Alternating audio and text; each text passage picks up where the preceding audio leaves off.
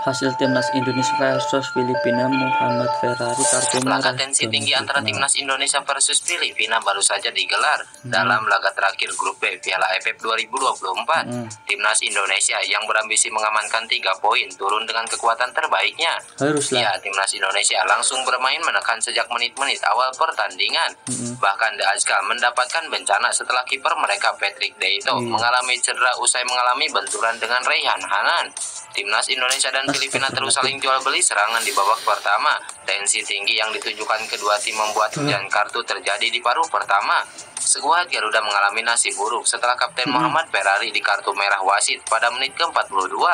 Ferrari Stop cuy, kayak gitu doang kok bisa kartu merah gitu ya.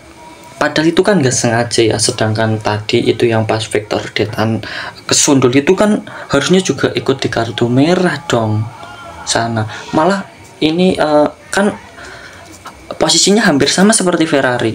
Pas posisi Ferrari lagi jatuh lalu naik kan tangannya kayak gini. Tapi itu kan faktor tidak sengaja lah kayak gitu ya.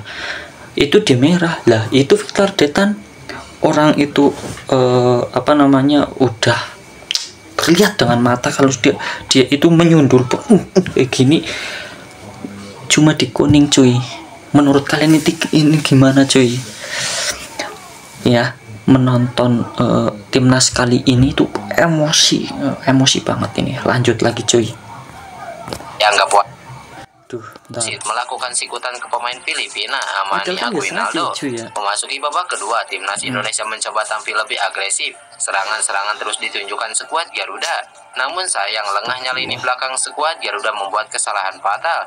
Timnas Indonesia harus dihukum penalti setelah Donitri Pamungkas dianggap melakukan handsball di kotak penalti.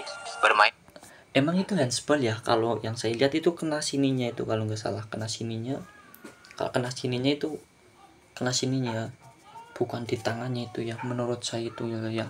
Kok bisa penalti itu gimana cuy? Emosi juga cuy. Gak bisa berkata-kata. Tadi habis reaction Malaysia, sekarang mereaction negara kita sendiri, timnas kita sendiri. Tapi mau dibilang emosi ke siapa? Mau ke wasit gimana? Mau ke pemainnya ya enggak. Lanjut. Dengan 10 pemain membuat pertahanan merah putih beberapa kali ditembus timnas Filipina. Namun terlepas dari hasil, kita sebagai pencinta timnas Indonesia patut mengapresiasi perjuangan skuad Garuda di ajang Piala AFF tahun ini. Kita harus selalu mengapresiasi pemain kita itu ya. Kita harus selalu mengapresiasi. Harus tetap semangat. Pak Erick Thohir ini bilang apa ini? Baru-baru ini Ketua Umum PSSI Erick Thohir buka suara soal penurunan ranking FIFA Timnas Indonesia sepanjang Piala AFF 2024. Hal itu dikatakan Erick Thohir merujuk pada keputusan pelatih Sintayong yang memilih menurunkan mayoritas pemain U22. Ya, timnas Indonesia kurang menunjukkan performa meyakinkan di Piala AFF tahun ini. Hal ini disebabkan kurangnya pengalaman para pemain muda skuad Garuda. Hal inilah yang membuat ranking FIFA terbaru timnas Indonesia melorot 2 posisi dari 125 ke 127. Skuad Merah Putih kehilangan 1,7 poin dalam ranking FIFA terbaru ini, membuat tim asuhan Sintayong kini mengoleksi 1133,41 poin. Mereka digeser Gambia dan India yang masing-masing naik 1 peringkat.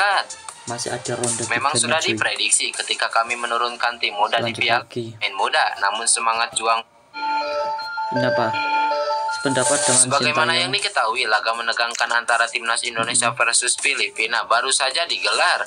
Namun pelatih timnas Filipina Albert Capelas mengaku jika skuadnya hanya memiliki waktu sangat singkat menghadapi tim nasional Indonesia. Diketahui tim berjuluk The Azkal itu tiba di Solo sejak Kamis selepas melakoni laga kontra Vietnam. Karena mepetnya jadwal, Albert Capelas menyebut dirinya hanya memiliki waktu selama 2 hari untuk meracik dan memaksimalkan kondisi dari anak asuhnya. Dia juga mengaku cukup keheranan dengan jadwal di Piala AFF ini.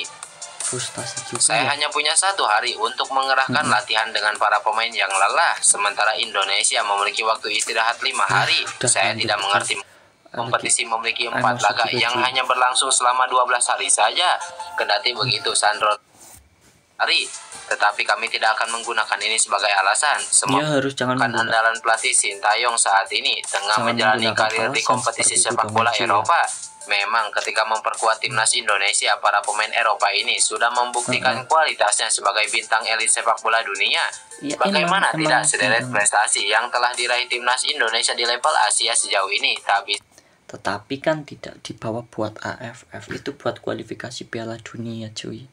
AFF itu kan buat ajang apa namanya, ajang latihan U22 kita ya cuy ya. Ada sayang sekali ya cuy, nggak bisa lolos tadi kalah. Aduh, harusnya sama aja, kalau imbang atau seri itu aja kita udah lolos.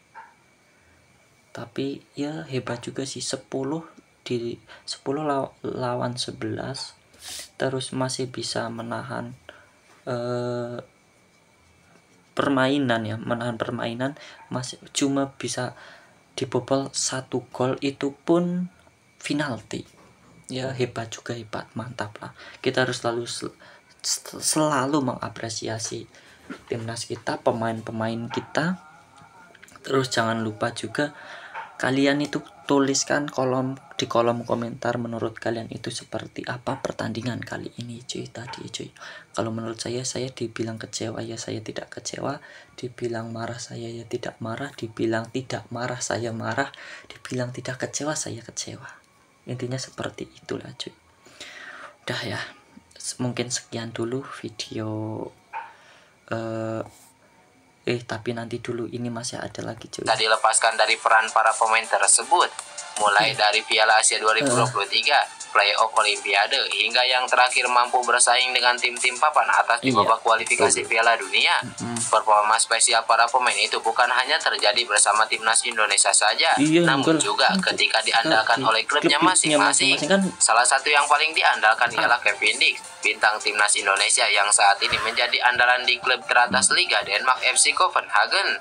Penampilan Kevin Dix bersama klubnya FC Copenhagen di musim ini cukup sensasional. Pasalnya ia telah mencatatkan 3 gol dari 6 pertandingan. Maka tak mengherankan apabila Kevin Dix dikabarkan menjadi target utama klub Bundesliga Jerman Borussia Mönchengladbach. Kabar tersebut dikonfirmasi lagi oleh jurnalis asal Jerman Florian Plettenberg melalui akun media sosial X-nya. Kondisi ini diperkuat dengan kontrak Kevin Dix yang segera habis akhir musim ini. Kevin Dix sekarang menjadi kandidat utama Borussia Mönchengladbach. Sudah ada dan masih ada pembicaraan yang sangat matang dengan agennya. Bek tengah berusia 28 tahun itu. Saya lagi tidak bisa berbuat apa-apa atau mengucapkan apa-apa ya. Di pertandingan tadi merasa kecewa banget cuy. Tapi udah nggak apa-apa, kita harus selalu tetap semangat dalam mendukung timnas kita cuy.